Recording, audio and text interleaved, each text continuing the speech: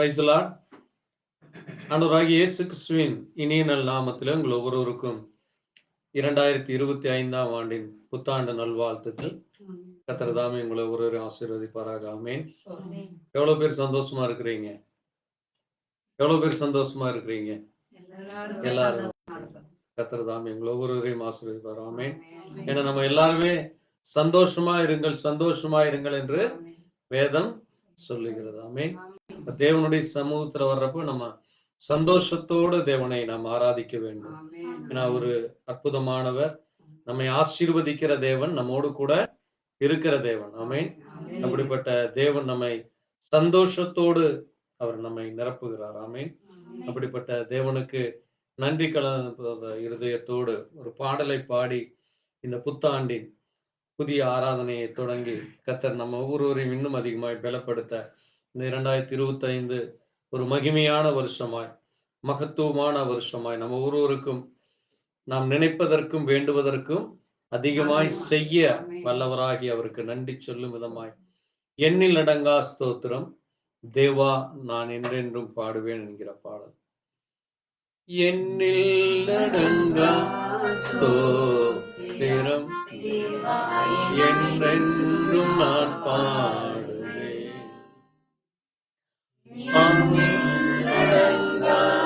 ஸ்தோத்திரம் தேவா என்றென்றும் நான் பாடுவேன். இந்நாள் வரை என் வாழ்விலே, இந்நாள் வரை என் வாழ்விலே நீர் செய்த நன்மைக்கே எண்ணில் அடங்கா ஸ்தோத்திரம் தேவா என்றென்றும் நான் பாடுவேன். வானாதி வானங்கள் யாவும் அதின் கீழுள்ள ஆகாயமும், வானாதி வானங்கள் யாவும் அதின் கீழுள்ள ஆகாயமும், பூமியில் காண்கின்ற யாவும், பூமியில் காண்கின்ற யாவும் கர்த்தர் உம்மை போற்றுமே. ஆஹா எண்ணில் அடங்கா ஸ்தோத்திரம் தேவா என்றென்றும் நான் பாடுவேன். காட்டினில் வாழ்கின்ற யாவும் கடும் காற்றும் பனித்தூறலும், காட்டினில் வாழ்கின்ற யாவும் கடும் காற்றும் பனித்தூறலும், நாட்டினில் வாழ்கின்ற யாவும், நாட்டினில் வாழ்கின்ற யாவும் நாதா உம்மை போற்றுமே. ஆஹா எண்ணில் அடங்கா ஸ்தோத்திரம் தேவா என்றென்றும் நான் பாடுவேன். நீரினில் வாழ்கின்ற யாவும் என் நிலத்தின் ஜீவராசியும், நீரினில் வாழ்கின்ற யாவும் என் நிலத்தின் ஜீவராசியும், பாரினில் பறக்கின்ற யாவும், பாரினில் பறக்கின்ற யாவும் பரணே உம்மை போற்றுமே. ஆஹா எண்ணில் அடங்கா ஸ்தோத்திரம் தேவா என்றென்றும் நான் பாடுவேன். வாழ வயதுள்ளோரும் மிகும் வயதால் முதிர்ந்தோர்களும், வாழ வயதுள்ளோரும் வயதால் முதிர்ந்தோர்களும் பாலக தம்பாயினாலும் தம்பாயினாலும் பாடி உமை போற்றுவாரே. என்னை நடந்த சோதரம் என்றென்றும் நான் பாடுவேன். இந்நாள் வரை என் வாழ்விலே, இந்நாள் வரை என் வாழ்விலே நீர் நன்மைக்கே ஆஹா என்னை நடந்த ஸ்தோத்திரம் தேவா என்றென்றும் நான் பாடுவேன். அல்லேலூயா. ஆமென். தேவன் செய்த ஒவ்வொரு நன்மைகளுக்காக நாம் அவரை கனப்படுத்த வேண்டியவர்களாக இருக்கிறோம். தேவ நாம மகிமைப்படும்படியாக நாம் இந்த புதிய வருஷத்தின் செய்தியாக 1 தெசலோனிக்கேயர் 5:23 நாம் எழுந்த வண்ணமாக வாசிக்கலாம். நாம் எழுந்து நின்று 1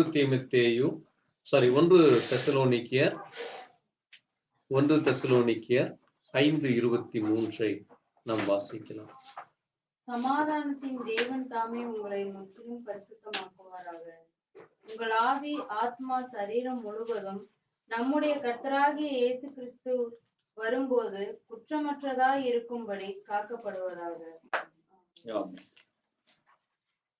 ஆமென். பாருங்க, இங்கே ஒரு மிக முக்கியமான ஒரு காரியத்தை குறித்து சொல்லி இருக்கிறார். அந்த காரியத்தை நாம் தியானிக்கலாம். நாம் நின்ற வண்ணமாக ஜெபித்து தேவ சமூகத்திலே இந்த வருஷத்தின் முதலாவது ஆசீர்வதிக்கப்பட்ட தேவ வசனத்தை வாசிக்க தேவன் கிருபை கொடுத்திருக்கிறார்.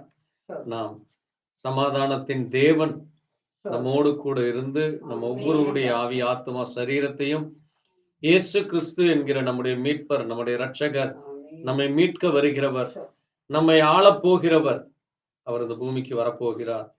அப்படி அவர் வரும் பொழுது இந்த சரீரமானது அது குற்றமற்றதா இருக்கப்படும்படி அது காக்கப்பட வேண்டும் என்று சொல்லி இருக்கிறார். அப்படிப்பட்ட அந்த வார்த்தையை நன்றி சொல்லி ஒரு நிமிஷம் அதை குறித்து கர்த்தருடைய சமூகத்திலே நாம் ஜெபிக்கலாம். எங்களை நேசிக்கிற எங்கள் நல்ல ஆண்டவரே, கர்த்தராகிய இயேசுவே, உம்மை துதிக்கிறோம், ஸ்தோத்திரிக்கிறோம் அப்பா.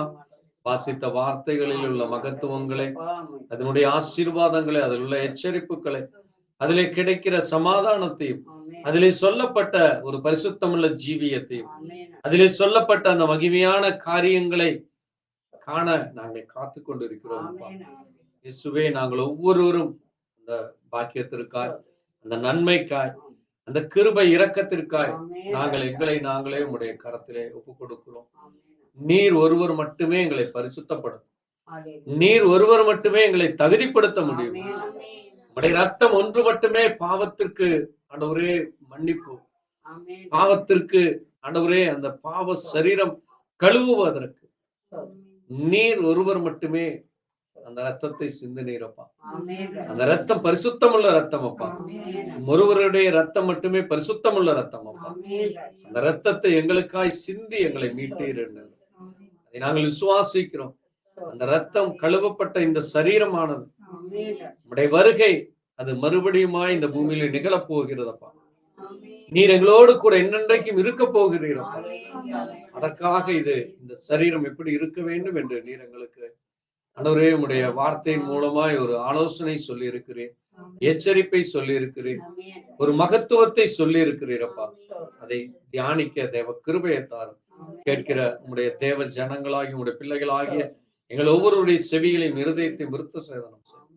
அந்த சத்தத்தை கேட்டு கீழ்ப்படிந்து நடக்க, காத்திருக்க, அந்த மகிமைக்குள்ளாய் பிரவேசிக்க எங்களை தகுதிப்படுத்து. நீர் ஒருவரே வல்லவரப்பா. அப்படிப்பட்ட உமக்கு நன்றி சொல்லி உம்முடைய கரத்திலே தாழ்த்துகிறோம். இயேசு கிறிஸ்துவின் நாமத்திலே உட்காரலாம். ஆண்டவராகிய இயேசு கிறிஸ்து தாமே உங்கள் ஒவ்வொருவரையும் ஆசீர்வதிப்பாராக. ஆமென். புத்தாண்டு வாழ்த்துக்களை மறுபடியும் சொல்லுகிறேன். தேவன் உங்களை ஆசீர்வதிப்பாராக. ஏனென்றால் நாம் அந்த யாத்ராகமத்திலே வாசித்த வண்ணமாய் எவன் மேல் கிருபையாயிருப்பேன் அவன் மேல் கிருபையாயிருப்பேன், எவன் மேல் இரக்கமாயிருப்பேனோ அவன் மேல் இரக்கமாயிருப்பேன் என்று சொல்லியிருக்கார். ஆமென். தேவன் நமக்கு கிருபையாய் நமக்கு ஆசீர்வாதத்தை கொடுத்தார். ஆமென். அதுதான் ஆதியாகமத்திலே வாசித்தோம். ஆண்டவரே, நீர் எனக்கு முன் சென்று எனக்கு வழியையும் எனக்கு ஆகாரத்தையும் எனக்கு வஸ்திரத்தையும் கொடுத்து நான் சமாதானத்தோடு திரும்பி வரும் பொழுது நான் அதை பொருத்தனையாய் செலுத்துவேன் என்று அங்கே யாக்கோபு ஜெபித்ததை நாம் நினைக்க வேண்டும். ஆமென். அந்த சமாதானத்தின் தேவன் அவர் நம்மை இங்கே சொல்லுகிறார். அப்போஸ்தலனாகிய பவுல் சொல்லும் பொழுது, சமாதானத்தின் தேவன் தாமே உங்களை முற்றிலுமாய் பரிசுத்தமாக்குவாராக. ஆமென். அவர் நம்ம என்ன செய்ய விரும்புகிறார்? முற்றிலுமாக ஒரு குறை இல்லாதபடி. ஆமென். யாரும் நம்மை குறித்து குறை சொல்ல முடியாது, யாரும் நம்மை குறித்து பரியாசம் செய்யவோ அல்லது நம்மை குற்றம் சாட்ட முடியாதபடி தேவன் என்ன செய்கிறார்? பரிசுத்தப்படுத்த விரும்புகிறார். ஆமென். நம்மை என்ன செய்ய விரும்புகிறார்? என் சமாதானத்தையே உங்களுக்கு தருகிறேன், நான் அதை வைத்து போகிறேன், நீங்கள் பெற்றுக்கொள்ளுங்கள் என்றார். ஆமென். அந்த சமாதானம் நமக்காக இருக்கிறது. ஆமென். அதை நாம் பெற்றுக்கொள்ள வேண்டும். அந்த சமாதானம் நம்மை முற்றிலுமாக ஆட்கொள்ள வேண்டும். ஆமென். அதுவே தேவனுடைய பிள்ளைகளுக்கு அது ஒரு அடையாளமாக இருக்கிறது. ஆமென். பாருங்க, அதை நம்ம இங்க ஒரு முக்கியமான ஒரு காரியத்திலே நாம் பொருத்தி பார்க்க வேண்டும். அதை எப்படி பெற்றுக்கொள்வது? இந்த சமாதானத்தை எப்படி பெற்றுக்கொள்வது? எப்படி நம்முடைய ஜீவியம் இருந்தது, இன்றைக்கு எப்படி இருக்கிறது என்று இங்கே 1 கொரிந்தியரிலே அப்போஸ்தலனாகிய பவுல் கொரிந்து பட்டணத்துக்கு எழுதுகிற பொழுது 1 கொரிந்தியர் 6ஆம் அதிகாரம் 9, 10, 12 வாசிக்கலாம். 11 வரை வாசிக்கலாம். சீக்கிரம் வாசிப்போம். 1 கொரிந்தியர் 6ஆம் அதிகாரம். அந்நியக்காரர் தேவனுடைய ராஜ்யத்தை சுதந்தரிப்பதில்லை. பாருங்க, அந்நியர்கள் யாரு? அந்நியர், சாரி, அநியாயக்காரர்.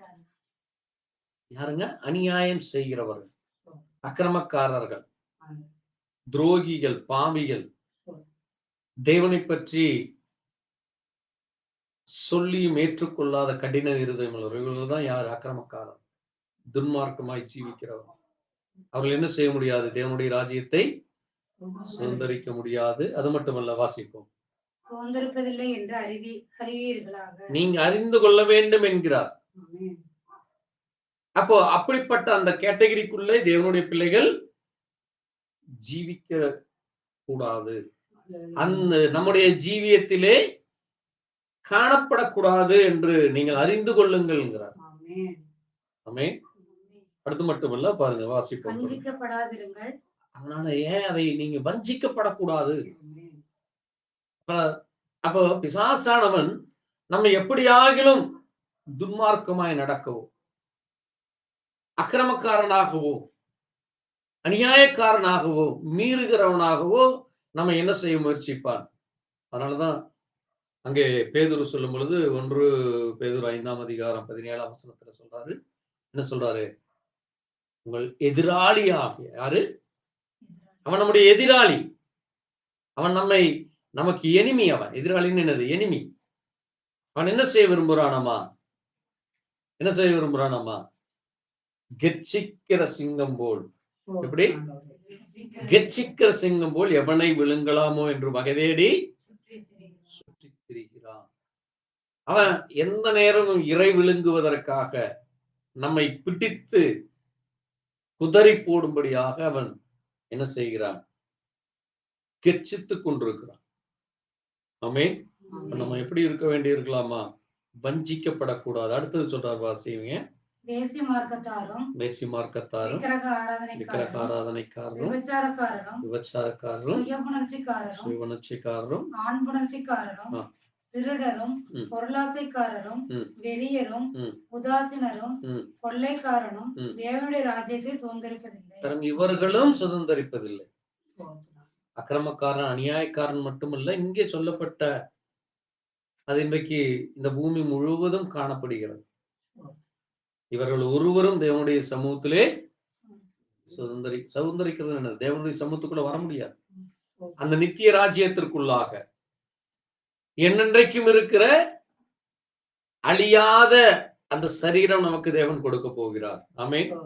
என்னென்றைக்கும் இருக்கிற மரணமே இல்லாத ஒரு சரீரம் அது. அங்க என்ன இல்ல? பஞ்சம் இல்லை, பசி இல்லை, பட்டினி இல்லை, துக்கம் இல்லை, மரணம் இல்லை, போராட்டம் இல்லை, குழப்பம் இல்லை, அங்கே பிரிவினைக்காரர்கள் இல்லை, அங்கே சண்டைக்காரர்கள் இல்லை, மார்க்க பேதங்கள் இல்லை. ஒரே தேவன். ஆமென். இயேசு கிறிஸ்துவே தேவனாக, அவரே தலைவராக இருந்து அங்கே நமக்கு ஆட்சி செய்ய போகிறார். ஆமென். அப்போ அந்த ராஜ்யத்திற்குள்ளாக போகும்படி தேவன் நம்மை ஆயத்தப்படுத்துகிறார். அதற்கு போக இந்த சரீரத்தை அவர் என்ன செய்கிறார்? பரிசுத்தப்படுத்தி வச்சிருக்காரு. அவருடைய ரத்தத்துல உங்களை பரிசுத்தப்படுத்தி வச்சிருக்காரு. நீங்க என்னவா இருக்க வேண்டும்? குற்றம் சாட்டப்படாதபடி. நீங்க எப்படி இருக்கணும்? குற்றம் சாட்டப்படாதபடி காத்துக்கொள்ளுங்கள். இன்றைக்கு இது தேவனுடைய பிள்ளைகளுக்குள்ள அதுல சொல்லப்பட்ட ஒரு பாயிண்ட் கூட காணப்படக்கூடாது. அதுதான் என்னது? வஞ்சிக்கப்பட்ட காரியம். அதுதான் என்னது? வஞ்சிக்கப்பட்டது. அவன் அப்படித்தான் உங்களை எல்லா விதத்திலும், எப்படி அங்கே ஏவாள் வஞ்சிக்கப்பட்டாலோ, அது இன்றைக்கு தேவ பிள்ளைகளுடைய அந்த இடத்திலே வரக்கூடாது, சபையிலே வரக்கூடாது, வீட்டிலே வரக்கூடாது. ஒவ்வொரு தனிமனிதனுடைய சரீரத்திற்குள்ளாகவும் அது காணப்படக்கூடாது. நீங்க எச்சரிக்கையாக இருக்க வேண்டும். தொடர்ந்து வாசிப்போம். உங்களில் சிலர் இப்படிப்பட்டவர்களாய் இருந்தீர்கள். பாருங்க, ஒரு காலத்துல நம்ம மேபி அந்த மாதிரி இருந்திருக்கலாம். திருடனாகவோ அப்படியோ இப்படியோ, அல்லது ஏதோ ஒண்ணு அதுல காணப்படுற காரியம் நமக்குள்ள காணப்பட்டிருக்கலாம். ஆனால் ஆயினும் கர்த்தராகிய இயேசுவின் நாமத்தினால், பாருங்க, நீங்க ஆண்டவராகிய இயேசு கிறிஸ்துவை எப்பொழுது அறிந்து கொண்டீரோ, எப்பொழுது அவரை தேவனாக நீங்கள் ஏற்றுக்கொண்டு அவருக்காக என்ன செய்தீர்கள்? ஏற்றுக்கொண்டீரோ, ஆயினும் கர்த்தராகிய இயேசுவின் நாமத்தினாலும் நமது தேவனுடைய ஆவியினாலும் கழுவப்பட்டீர்கள். கழுவப்பட்டிருக்கிறோம். ஆமென். அந்த ரத்தம், இயேசு கிறிஸ்துவினுடைய ரத்தத்திலே இப்ப நம்ம என்ன ஆயிருக்கிறோம்? கழுவப்பட்டு பரிசுத்த ஆவியினாலே சுத்திகரிக்கப்பட்டு இப்ப நம்ம என்ன ஆயிருக்கிறோம்? அங்க இயேசு கிறிஸ்துவினுடைய பாதுகாப்புக்குள்ளாக நீங்க இருக்கிறீங்க. அதான் பரிசுத்த ஆவி உங்களை பாதுகாக்கிறது. பரிசுத்த ஆவி உங்களை சுற்றிலும் தன்னுடைய தூதர்களை கொண்டு பாதுகாத்துக் கொண்டிருக்கிறார். ஆமென். அப்போ இது என்னவாகுதாமா? வாசிக்கலாம். எல்லாரையும் தேவனுடைய ஆவியினால் கழுவப்பட்டீர்கள், பரிசுத்தமாக்கப்பட்டீர்கள், நீதிமான்களாக்கப்பட்டீர்கள். இப்போ உங்களை என்ன செய்கிறாரு? நீதிமான். உங்களை யாரும் குற்றம் சாட்ட முடியாதபடி you are the right man, you are the righteousness man. நீங்க ஒரு சரியான நபராக நிக்கிறீங்க. அதான் என்னது? குற்றம் சாட்டப்படாத ஒரு நபராக. ஆமென். இப்போ பாருங்க, இது எப்படி கிடைச்சதாமா? இது எப்படியாமா? அது எப்படி நமக்கு கிடைச்சது? இயேசு கிறிஸ்துனுடைய ரத்தத்திலே கழுவப்படும். இயேசு கிறிஸ்துவை நீங்கள் ஏற்றுக்கொண்டு, இயேசு கிறிஸ்துவை ஏற்றுக்கொண்டு தேவனாக, நான் பழைய மனுஷன், எனக்குள்ள இப்படி இந்த பாவம் இருந்தது, இந்த அநியாயம் இருந்தது, அக்கிரமம் இருந்தது. இப்ப நான் யாராயிட்டேன்? நான் தேவனுடைய மனுஷன் ஆயிட்டேன், தேவனுடைய மகன் ஆயிட்டேன், தேவனுடைய பிள்ளை ஆயிட்டேன். இப்ப நான் எப்படி என்னப்பட்டப்பட்ட அந்த பழைய பாவம் என்னிலே போய்விட்டு, பழைய மனுஷன் மரித்து நான் புதிய மனுஷன் ஆயிட்டேன். எப்படி பழைய வருஷம் போய் ஒரு புதிய ஆண்டு வந்தது. இப்ப நம்ம என்ன ஆயிட்டு இருக்கிறோம்? புதிய காரியத்திற்குள்ளாக இருக்கிறோம். அதனாலதான் அதுல சொல்லப்பட்டிருக்குது. அதுல வாசிங்க, 19ஆம் வசனம் சொல்லப்பட்டிருக்குது. இப்ப நீங்க யாராமா? இப்ப நீங்க யாரு? உங்கள் சரீரமானது, நீங்க இந்த சரீரத்தை இப்ப தேவன் உங்களுக்கு புதுசா கொடுத்திருக்கார். இந்த சரீரம் எப்படிப்பட்டது? ஒரு புது சரீரம். அதான் மறுபிறப்பு. இந்த உலகத்துல எத்தனையோ கோடி ஜனங்களுக்கு கிடைக்காத அந்த மறுபிறப்பு நமக்கு வந்திருக்கு. இன்னைக்கு எத்தனையோ பேர் சொல்றாங்க, அடுத்த பிறவி பிறந்தாதான் அந்த மறுபிறப்புன்னு. அது அவங்களுக்கு. நமக்கு எப்போ? நீங்க எப்ப இயேசுவை ஏற்றுக்கொண்டு, எப்போ நீங்க உங்களை ஞானஸ்நானத்தின் மூலமா ஒப்புக்கொண்டீங்களோ அப்பவே நீங்க என்ன ஆயாச்சு? மறுபிறப்பு. அதுதான் இயேசு சொன்னாரு யோவான் 3ஆம் அதிகாரத்துல, ஒருவன் மறுபடியும் பிறவாவிட்டால் தேவனுடைய ராஜ்யத்திலே பிரவேசிக்க மாட்டான். ஆமென். அப்ப இப்ப நீங்க என்ன ஆயாச்சு? உங்களுக்கு அது ரீபர்த், born again. நீங்க யாரு? மறுபடியும் பிறந்தீர்கள், born again. மறுபடியும் பிறந்திருக்கிறீங்க. ஆமென். உங்களுக்கு ஒரு மறுபிறப்பு கிடைத்திருக்கு. இப்ப நீங்க யாராமா? வாசிங்க. உங்களில் தங்கியும் இருக்கிற பரிசுத்த ஆவியினுடைய இப்ப நீங்க யாராமா? ஆலயம். அங்க நம்ம பார்த்தோம், இது தேவனுடைய வீடு, பெத்தேல். அது பெத்தேல். அப்ப இப்ப அந்த பெத்தேல் யாரு? நம்ம ஒவ்வொருவரும் தான். ஆமென். அப்ப இன்னைக்கு நம்ம பெத்தேலுக்கு தேடி எங்கேயும் போக வேண்டாம். பெத்தேல் எங்கதான் இருக்கு? நமக்குள்ளேயே இருக்கு. ஆமென். அப்ப நம்ம ஒவ்வொருவரும் யாராக இருக்கிறோம்? தேவன் தங்குகிற ஆலயமாக, அந்த பெத்தேலாக இருக்கிறோம். ஆமென். அப்ப தேவன் நமக்குள்ள என்ன செய்ய விரும்புகிறார்? என்றைக்கும் இருக்க விரும்புகிறார். ஆமென். அதனாலதான் அங்க வேதத்துல சொல்றாரு, இது நான் வாசம் செய்கிற இடம், நான் இங்க எப்பொழுதும் என் கண்ணோக்கி பார்த்து கொண்டிருப்பேன், நான் எப்பொழுதும் உங்களோடு கூட இருப்பேன். ஆமென். அப்ப பாருங்க, இப்ப இந்த ஆலயத்தை நீங்க என்ன செய்யக்கூடாது? ஆவி ஆத்தும சரீரத்தை இயேசு கிறிஸ்து வரும் வரைக்கும் குற்றமற்றதாய் காக்கும்படி நீங்க என்னவாக இருக்கணுமாமா? எச்சரிக்கையாக இருக்க வேண்டும். நீங்க வஞ்சிக்கப்படக்கூடாது, நீங்க கவனமாக இருக்க வேண்டும். இது எப்படி என்று நம்ம பார்க்கிறப்போ, அதுதான் நம்ம பழைய வாசித்த அந்த ஆதியாகம புஸ்தகத்துல, ஆதியாகமத்துல பார்த்தோம். அங்கே யாக்கோபு அவன் எத்தனாக இருந்து அங்கே எல்லாவற்றையும் சம்பாரிச்சு திரும்பி வர்றான். இப்ப அவன் யாராக மாற்றப்பட்டான்? இஸ்ரவேல். ஆமென். அவன் இப்ப பேரு மாறியாச்சு. அவன் இப்ப யாரு? இஸ்ரவேல். அது போல தேவன் நம்முடைய பழைய பெயரை எடுத்து போட்டு நமக்கு புதிய ஒரு பெயர் கொடுத்திருக்கார். ஆமென். அப்ப இப்ப நம்ம ஒரு புது மனுஷனாக இருக்கிறோம். இப்போ அங்கே யாக்கோபு என்ன செஞ்சாரு? நான் போகையிலும் வரையிலும் என்னை காப்பாற்றி எனக்கு சமாதானத்தை தந்து வழியில என்னோடு கூட இருந்து எனக்கு நீங்க இந்த காரியத்தை எல்லாம் செய்தால் நான் என்ன செய்வேன்? பொருத்தனை செய்து தசமபாகம் கொடுப்பேன். அப்ப அதனாலதான் நம்ம என்ன செய்கிறோம்? நம்ம ஆண்டவருக்கு நம்முடைய ஆவியாத்ம சரீரத்தை பொருத்தனை செய்து ஒப்பு கொடுக்கிறோம். ஆமென்.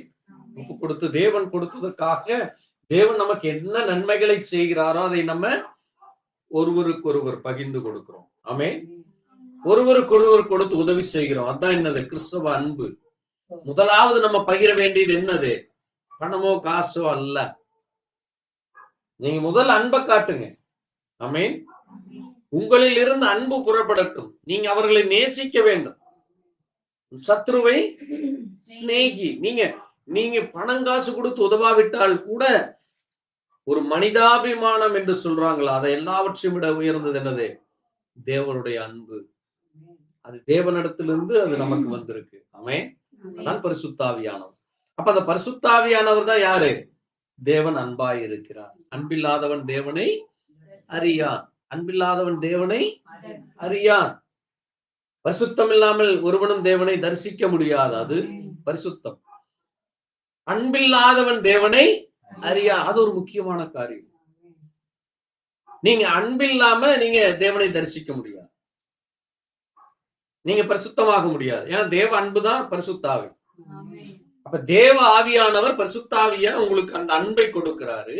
அதான் அந்த ஆவியின் கனிகள் ஆகிய அந்த 9 கனிகள்: அன்பு, சந்தோஷம், சமாதானம், நீடிய தயவு, நற்குணம்ங்கிற அந்த காரியங்கள். அப்போ அதுல அன்பே பிரதானம். உனக்கு என்ன இருந்தாலும் சரி, உனக்கு இருக்க எல்லாவற்றையும் விட்டு போட்டாலும் உனக்கு அன்பிராவிட்டால் ஒன்றுமில்லை. விசுவாசம், நம்பிக்கை, அன்பு, இவைகளில் அன்பே பெரியது. ஆமென். கிறிஸ்தவத்தின் அடிப்படை அதுதான். அதனாலதான் பாருங்க, ஒரு கன்னத்தில் அறிந்தால் மறு கன்னத்தை காட்டு. அப்ப தேவ பிள்ளைகள் அந்த உண்மையான அன்பை நீங்க வெளிப்படுத்த வேண்டும். உங்களுக்குள்ள இருந்த அந்த அன்பு மற்றவர்கள் பார்க்கும் பொழுது, இல்ல இவன் பழைய அன்பு இல்ல, அந்த பழைய அன்பு என்ன செய்ய ஏமாற்றி விடும், அல்லது நம்மள நம்ப வச்சு ஏதோ ஒண்ணு பண்ணிடுவான், நான் நம்பி போனேன் என்னை ஏமாற்றிட்டான், அது பழைய மனுஷன். இந்த மனுஷன் என்ன செய்ய மாட்டான், அப்படிப்பட்டவன் அல்ல. எல்லா நேரத்திலும் கூட இருந்து எல்லா காரியத்திலும் உதவி செய்கிற ஒரு உண்மையான ஒரு தேவ மனுஷனாக, உண்மையான தேவ அன்பை கொடுக்கிறவர்களாக இருக்கிறோம். பாருங்க, அப்படிப்பட்ட தேவ பிள்ளைகளாகிய நமக்கு ஆமென் தேவன் என்ன கொடுக்க விரும்புகிறார், அந்த அன்பை கொடுக்கிறார். நீங்க வாசித்த காரியத்துல பாத்தீங்கன்னா, யாத்ராகமத்துல அதே மாதிரி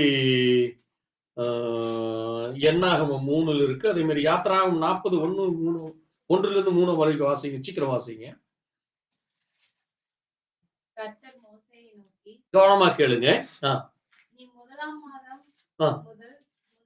பாருங்க, நல்லா கவனமா கேளுங்க. முதலாம் மாதம், அப்ப இன்னைக்கு என்ன மாதம்? இது முதலாம் மாதம். இது என்னது? முதலாம் தேதி. ஆமென். முதலாம் மாதம் முதல் தேதியிலே இப்ப எங்க வர போறீங்க? ஆசரிப்பு கூடாரங்கிறது என்னது? தேவன் இருக்கிற இடம். ஆமென். இப்ப நம்ம எங்க வந்திருக்கிறோம்? சபையாய் கூடி நம்ம எல்லாரும் சேர்ந்து தேவனை ஆராதிக்க வந்திருக்கிறோம். இப்ப இந்த ஆசரிப்பு கூடாரத்துல என்ன பண்ணு? வாசஸ்தலம். வாசஸ்தலம் தங்குற இடம். அதனால ஆண்டவர் சொன்னார், நான் உன்னோடு கூட தங்கி இருப்பேன். அப்ப தேவன் இன்னைக்கு நம்ம கூட என்ன இருக்காரு? தங்கி இருக்கிறார், வாசஸ்தலமா இருக்கிறாரு. இங்க நீ என்ன பண்ணு? சாட்சி. அப்ப நீங்களே எனக்கு சாட்சி. நீங்க யாரா இருக்கிறீங்க? எனக்கு சாட்சி. ஆமென். அப்ப தேவன் இப்போ நம்ம என்ன செய்ய விரும்புகிறார்? சாட்சி பெட்டியாக வைக்க விரும்புகிறார். ஆமென். அப்ப நம்ம ஒவ்வொரு நாளும் எப்படி இருக்க வேண்டியது? குற்றம் சாட்டப்படாத, மற்றவர்களை நாம் என்ன செய்கிறோம்? எப்படி மோசே பரிந்து பேசினாரோ, இன்றைக்கும் இயேசு கிறிஸ்து நமக்காக பரிந்து பேசிக் கொண்டிருக்காரோ, நம்ம அந்த பரிந்து பேச வேண்டாம். ஆண்டவரே, என்னுடைய மனைவிக்காக, என் மகனுக்காக, என் மகளுக்காக, என் அயலானுக்காக, என் பேர பிள்ளைகளுக்காக, என் உறவினர்களுக்காக, என் நண்பர்களுக்காக என்று நீங்க சொல்லி என்ன செய்ய வேண்டும்? அந்த ஆத்துமாக்காக பரிந்து பேச வேண்டும். அது நமக்கு கொடுக்கப்பட்ட மிக முக்கியமான ஒரு வேலை. ஆமென். பாருங்க, இப்ப வாசிங்க. அந்த சாட்சியாக நீங்க நிற்க வேண்டும். சரி, இப்ப பாருங்க 10ஆம் வசனத்தை வாசிங்க. அதுல இங்க என்ன பண்றீங்க? தகன பலிபீடம். அது ஏன் தகன பலிபீடம்? தேவனுடைய பிள்ளைகள் அவசியம் அறிந்து கொள்ள வேண்டும். நம்முடைய சரீரத்தை என்ன செய்ய வேண்டும்? சர்வாங்க தகன பலியா ஒப்பு கொடுக்கும். தகன பலிபீடங்கிறது என்னது? எல்லாவற்றையும் போட்டு எரிக்கிற ஒரு பீடம். அங்க பாத்தீங்கன்னா, அங்க என்னென்ன இருக்குன்னு பாத்தீங்கன்னா, அங்க விளக்கு இருக்கு. நீங்க 25ஆம் வசனத்துல வாசித்தீங்கன்னா, 10ஆம் வசனத்துல அபிஷேக தைலம் இருக்கு. இருக்கா? அபிஷேக தைலங்கிறது என்னது? தேவனுடைய பரிசுத்தாவி. தேவனுடைய பரிசுத்தாவில நீங்க என்ன செய்யப்படுறீங்க? நிரப்பப்படுறீங்க. நிரப்பப்படுவதற்கு முன்பாக தேவன் உங்களை என்ன செய்கிறார்? அங்க 25ஆம் வசனம் சொல்லுது, விளக்கு.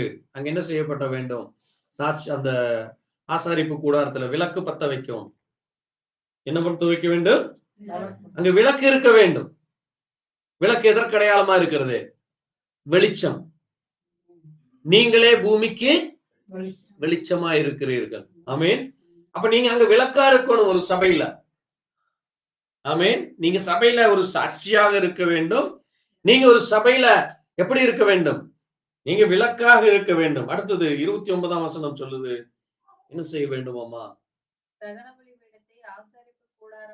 ஆசாரிப்பு கூடாரமான இங்க வாசஸ்தலத்துல நீங்க உள்ள வர்றப்பவே, தேவனுடைய ஆலயத்துக்குள்ள வர்றப்பவே, தேவ சமூகத்தில் உங்களை தாழ்த்துவதற்கு முன்பாகவே நீங்க இப்ப எங்க செய்ய வேண்டுமாமா? சர்வாங்க தகன பலியிடு. ஆமென். அதைத்தான் நான் சொன்னேன். தேவ சமூகத்துல நம்ம ராபோஜன் எடுக்கிறதுக்கு முன்னால அல்லது ஒவ்வொரு நாளும் காலையில் எழுந்துருன ஆண்டவரே என்னுடைய ஆவி ஆத்மா சரீரம் முழுவதும் ஒப்பு கொடுங்க. அதுதான் சர்வாங்க தகன பலி. ஆமென். அப்ப நம்முடைய சரீரத்தை முழுவதுமாக நம்ம என்ன செய்ய வேண்டும்? சர்வாங்க தகன பலியாய் ஒப்பு கொடுக்க வேண்டும். ஒவ்வொரு நாளும் அதை நம்ம செய்ய வேண்டும். ஒவ்வொரு நிமிஷமும் நீங்க அதை செய்ய வேண்டும். பரிசுத்தப்பட வேண்டும். அது பாதுகாக்கப்பட வேண்டும். அது ஒரு மகிமையானது. ஆமென். பாருங்க, அதுல 30 சொல்லுது. அதுக்கு நீங்க என்ன செய்யணும் அம்மா? அவன் ஆசரிப்பு கூடாரத்துக்கும் பலிபீடத்துக்கும் நடுவே தொட்டியை வைத்து கழுவுகிறதற்கு அதிலே தண்ணீர் வார்க்கு. அதான் என்னது? ஜீவ தண்ணீர். இயேசு கிறிஸ்து யாரு? ஜீவ தண்ணீராக இருக்கிறார் இன்னைக்கு. ஆமென்.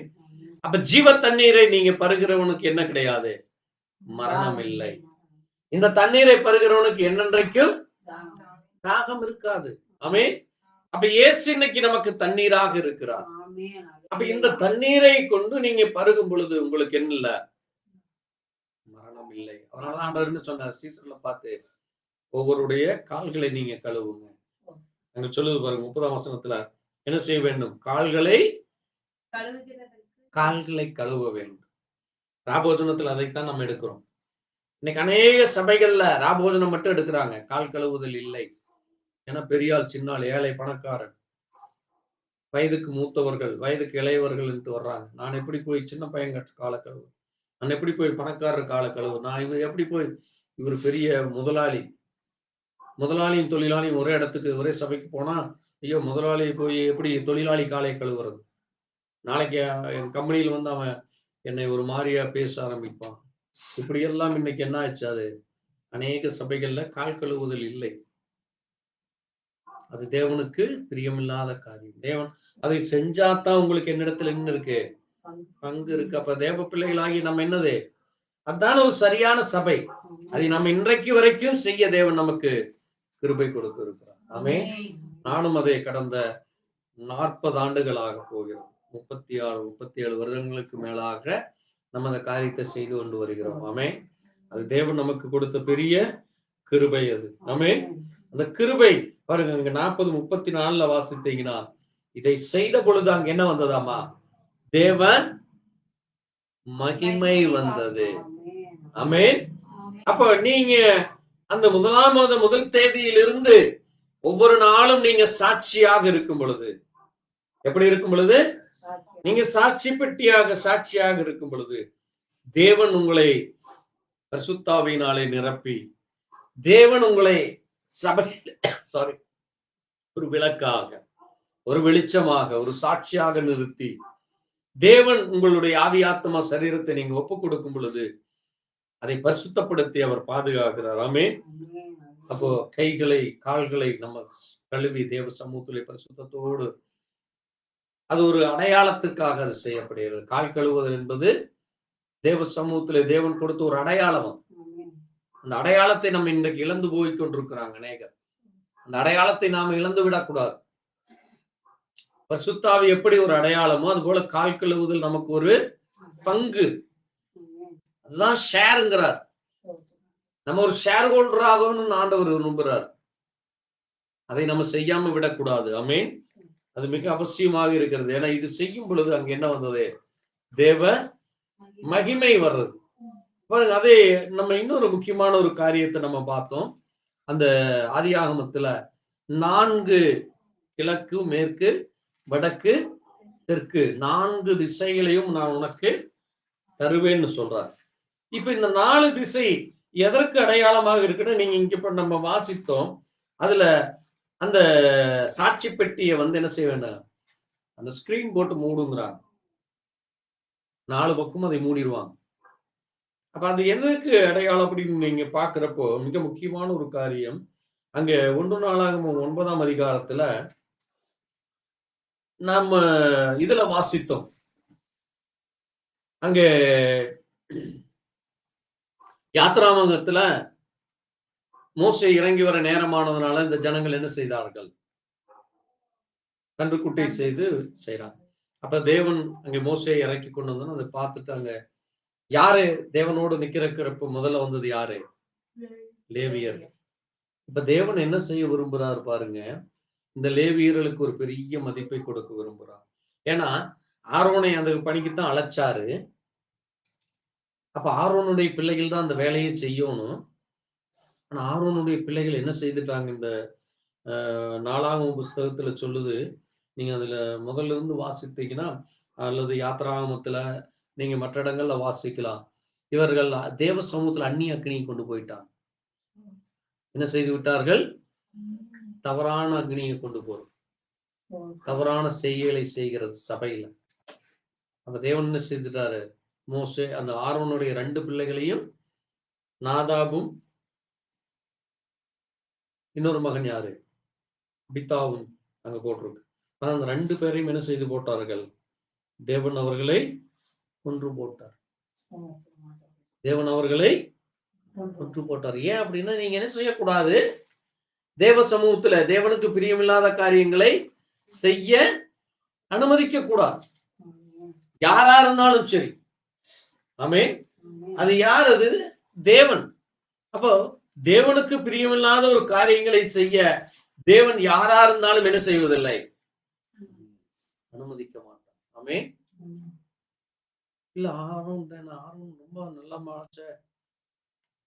மோசேக்கு தேவன் யாரு? ஆரோன். அப்ப பாருங்க, அப்ப அப்படிப்பட்ட ஒரு உன்னுடைய வாயா இருப்பான். நீ அவனுக்கு இதா இருந்து நீ கூட இருந்து 2 பேரும் இருங்கன்னு சொல்லி சொல்றார். ஆனா அந்த பாருங்க, அங்க என்ன செய்துட்டாங்க? அங்க இவர்கள் செய்த தவறுனால அங்க என்ன ஆகிவிட்டது? அந்த பிள்ளைகள் மரித்து போனார்கள். அந்த பிள்ளைகள் மரித்து போனார்கள். அப்போ தேவன் என்ன செய்தாராமா? இந்த லேவியை அந்த இடத்துக்கு லேவியை கொண்டு வர்றார். தேவன் அந்த இடத்துக்கு லேவியை கொண்டு வர்றார். நீங்க அதை சரியா வாசித்தீங்கன்னா என்னாகமத்தில் இருக்கு. என்னாகமம் 3ஆம் அதிகாரத்துல இருக்கு. அதே மாதிரி 4ஆகமத்துல இருக்கு. நாம ஒரே ஒரு நிமிஷம் என்னாகமத்தை இந்த காரியத்தை வாசிச்சுட்டு தொடர்ந்து நம்ம இந்த 4ஆகம புஸ்தகத்துல போனீங்கன்னா உங்களுக்கு அது கொஞ்சம் ஈஸியா இருக்கும். வாசிங்க. என்னாகமம் 3ஆம் அதிகாரத்துல 4ஆம் வசனத்தை வாசிங்க. சரி, 2ஆம் வசனத்தை வாசிங்க.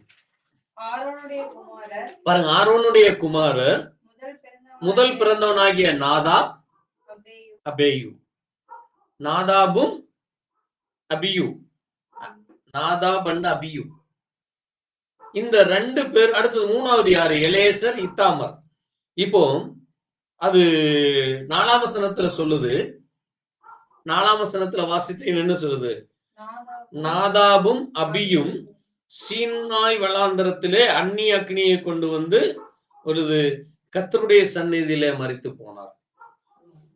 கர்த்தருடைய சந்நிதியிலே மரித்து போனார்கள். அவர்களுக்கு பிள்ளைகள் இல்லை. எலேசரும் இம்மாத்தருமே தங்கள் தகப்பனாகிய ஆரோன் முறைப்படி ஊழியம் செய்தார்கள். அப்ப அதனால ஆண்டவர் என்ன செய்யறாரு? மோசேயை பார்த்து, நீ லேவி கோத்திரத்தை சேர்த்துக்கொள். லேவி கோத்திரம் இப்படித்தான் சேர்க்கப்பட்டார்கள். ஆரோன் கோத்திரத்துக்கு வர வேண்டிய அந்த இது என்ன ஆகி போச்சு? இப்போ லேவி கோத்திரத்துக்கு போகுது. இந்த லேவியில பாத்தீங்கன்னா 17ஆம் வசனம் சொல்லுது, லேவியின் குமாரர்கள் யார் ஆராமா? Gershon, Kohath, Merari. இந்த 3 பேரும். அது போக இந்த எலேசர். இந்த 4 பேரும் தான் ஒரு முக்கியமான காரியத்தை செய்கிறார்கள். 23ஆம் வசனத்தை வாசிங்க. பாருங்க, இப்ப இந்த யாரு? லேவியனுடைய மகனாகிய கெர்சோன். அந்த கெர்சோன் என்ன செய்கிறார்களாமா? வாசஸ்தலத்தின் பின்புறத்திலே. இப்ப இவங்க எந்த பகுதியில் இருக்கிறாங்க? மேற்கே.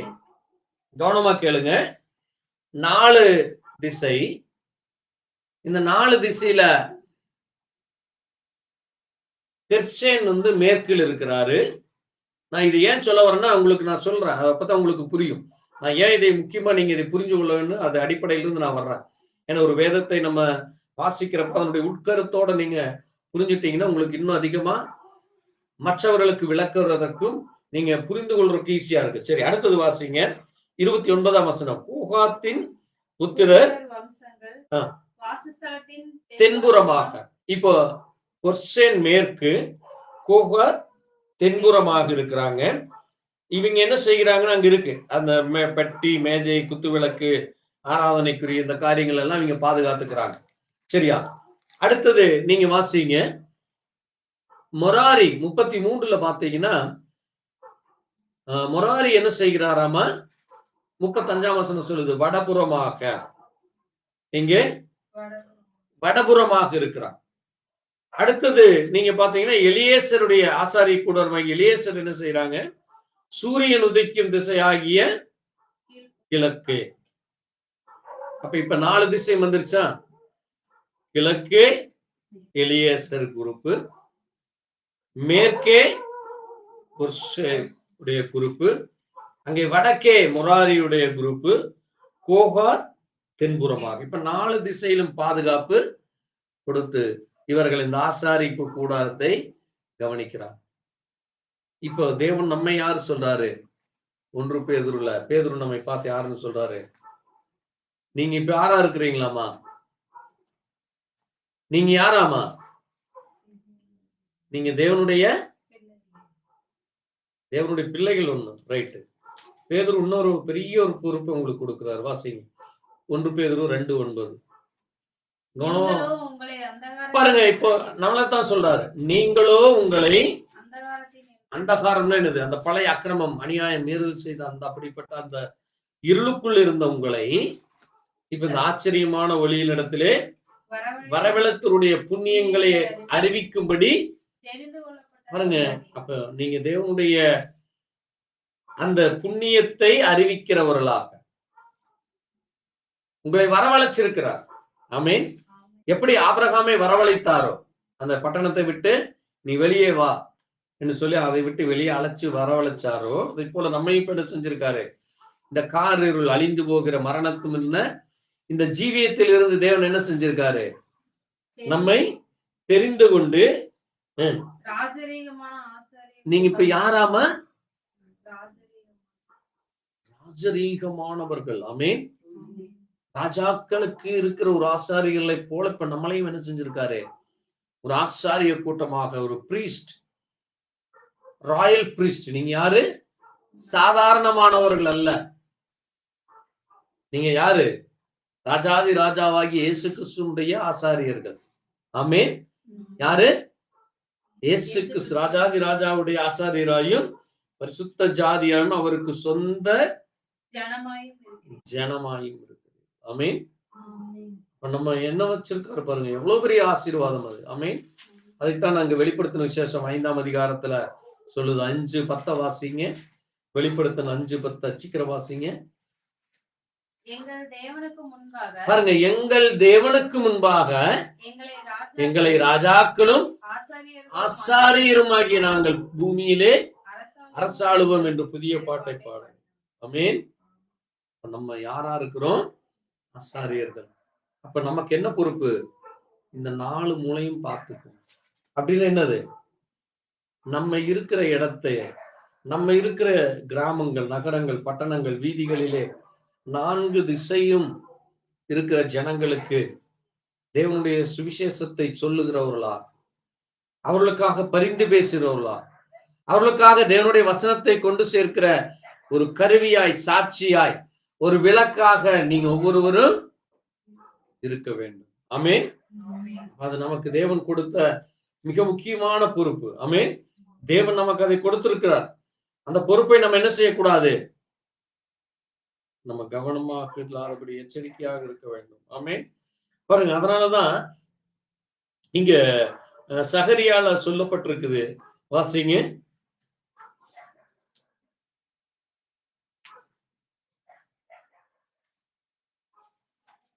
சகரியா வாசிப்போம். சகரியா 8:7 வாசிங்க. சீக்கிரம் வாசிப்போம். 8:7-4 வாசிங்க. 7:14 வாசிங்க. சீக்கிரம் எடுத்து வாசிங்க. சகரியா.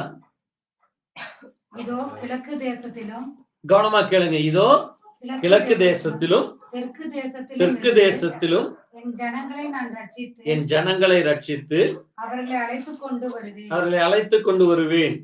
அவர்கள் எருசலேமின் நடுவிலே குடியிருப்பார்கள். அவர்கள் எருசலேமின் நடுவிலே இப்ப நம்மளை தேவன் எங்க இருக்காரு? எல்லா இடங்களில் இருந்து நம்மளை அழைச்சு கொண்டு வருகிறார். 14ஆம் வசனம் சொல்லுதுன்னு சொல்லுது. 14 சேனைகளின் கர்த்தர் சொல்லுகிறது என்னவென்றால் உங்கள் பிதாக்களை எனக்கு கோபம் மூட்டின போது நான் உங்களை தண்டிக்க நினைத்து மனம் மாறாமல் இருந்தது போல இந்நாட்களில் எருசலேம் பாருங்க, தேவன் மனமாறாமல் இருந்தாராமா. ஆமென். அதனாலதான் எபிரேயர் 13:8 சொல்லுது, இயேசு கிறிஸ்து நேற்றும் இன்றும் என்றும் மாறாதவர். ஆமென். அப்ப அன்னைக்கு எப்படி மாறாதவராக இருந்தாரோ அதே தேவன் இன்றைக்கு நமக்கு இந்த பூமியிலே இயேசு கிறிஸ்து என்கிற பெயரிலே வந்து அவர் மனுஷனாய் வந்து பாவத்தை ரட்சிக்க ரத்தத்தை சிந்தி அவர் இன்றைக்கும் மாறாதவராக அவர் என்னவா இருக்காரு? ஜீவ தண்ணீருங்குதாங்க. வாசிப்போம் அதை தொடர்ந்து. உங்களை தண்டிக்க நினைத்து மனம் மாறாமல் இருந்த போது இந்நாட்களில் எருசலேமுக்கும் யூதாவுக்கும் நன்மை செய்யும்படி திரும்ப நினைத்தேன். பயப்படாதே, நீங்கள் செய்ய வேண்டிய காரியங்கள் என்னவென்றால் அவனவன் பிறனோடு உண்மையை பேசுங்கள். பாருங்க, பிறனோடு உண்மையை பேசுங்கள். உங்கள் வாசல்களில் சத்தியத்துக்கும் உங்கள் வாசல்களை என்னவா இருக்கணும்? அங்க சத்தியத்துக்கும் சமாதானத்திற்கும் ஏற்ற நியாயந்தீருங்கள். நீங்க உங்க வாசல்கள் எப்படி இருக்க வேண்டும்? சத்தியத்தை தான் பேசும், சமாதானத்தை தான் நீங்க செய்ய வேண்டியவர்களாக இருக்கு. ஆமென். தேவன் என்ன செய்ய விரும்புகிறார்? நம்மை எல்லா நாளும் பரிசுத்தத்தோடு பாதுகாக்கிறார். ஆமென். நம்மை ஒவ்வொரு நாளும் சத்தியத்திலே வழி நடத்தி கொண்டிருக்கிறார். ஒவ்வொரு நிமிஷம் அவர் நம்மோடு கூட இருக்கிறார். ஆமென். அப்படிப்பட்ட தேவன் இன்றைக்கும் அவர் நம்மை பாதுகாக்கிறவராக, நம்மை வழி நடத்துவராக இருக்கிறார். அப்படிப்பட்ட தேவனுக்கு நன்றி சொல்லி தொடர்ந்து வருகிற ஆராதனையானது, வருகிற காரியமானது தேவனுக்கு பிரியமானதை செய்ய, தேவ வசனத்தின்படி நாம் இன்னும் பரிசுத்தத்தோடு நம்மை பாதுகாக்க தேவன் அவர் வல்லவராக இருக்கிறார். ஆமென். அவர் வாக்கு மாறாதவராக இருக்கிறார். அவர் உண்மையுள்ளவராய் இருக்கிறார். அப்படிப்பட்ட தேவனுக்கு நாம் நன்றிகளை சொல்லி நாம் ஜெபிக்கலாம். கேட்ட செய்திக்காக ஆண்டவரே உம்மை துதிக்கிறோம். அற்புதமானவரே உமக்கு நன்றி. அதிசயமானவரே உமக்கு நன்றி. தேவாதி தேவனே உமக்கு நன்றி. ராஜாதி ராஜாவே உமக்கு நன்றி. கர்த்தராகிய இயேசுவே உமக்கு நன்றி செலுத்துகிறோம். அப்பா, எங்களை மீட்டவரே உமக்கு நன்றி. எங்களை தகுதிப்படுத்தினவரே உமக்கு நன்றி. இயேசுவே, ஆண்டவரே, நீரே அந்த 4 வாசல்களிலும் உம்முடைய பிள்ளைகளை வைத்து அவர்களை நீர் பாதுகாத்து அவர்களுக்கு நீர் ஒரு பொறுப்பை கொடுத்தீரப்பா. அந்த பொறுப்பில் அவர்கள் ஆண்டவரே எவ்வளவாக பரிசுத்தத்தோடு இருந்தார். அதே போல இந்த நாட்களிலும் எங்களை ஆண்டவரே ராஜரீக ஆசாரியர்களாய் தெரிந்தெடுத்து அவருடைய புண்ணியங்களை அறிவிக்க நீர் எங்களை அழைத்திருக்கிறீரப்பா. நாங்களும் ஆண்டவரே அந்த சமாதானத்தின் தேவன் எங்களை குற்றமற்றதாய் காக்க உடைய வருகையிலே நாங்கள் காணப்படத்தக்கதா ஆண்டவரே ஆவியாத்ம சரீரம் முழுவதுமாய் அந்த ஆண்டவரை சர்வாங்க தகன பலியாய் ஒப்புக்கொள். என் தேவன் எங்களை பரிசுத்தப்படுத்த, எங்களை மீட்பின் பாதையிலே நடத்த வல்லவராய், எங்களை தகுதிப்படுத்துகிற உமக்கு நன்றி செலுத்து. உம்முடைய அன்பிற்காய் நன்றி செலுத்து. உம்முடைய இரக்கத்திற்காய் நன்றி செலுத்து. தொடர்ந்து உம்முடைய கரம் எங்களை வழி நடத்தும். நீரை மகிமைப்படும், உடைய நாமம் மகிமைப்படும். தொடர்ந்து நடைபெறுகிற ஆபோஜன பந்தி, தொடர்ந்து நடைபெறுகிற சகல காரியங்களுக்காய் நன்றி செலுத்து. நீரே மகிமைப்படும், நாம் ஒன்று மாத்திரம் மகிமைப்படாது. எல்லாவற்றையும் இயேசு கிறிஸ்துவின் பரிசுத்த நாமத்திலே கர்த்தர் தாமே உங்களை ஒருவரையும் ஆசீர்வதிப்பாராக. நாம் தொடர்ந்து ஜெபத்தில் இருக்கலாம். தேவ கிருபை உங்களோடு கூட இருப்பதாக. ஆமென். கர்த்தருக்கு ஸ்தோத்திரம் உண்டாகும். Praise the Lord. Thank you Jesus. Amen.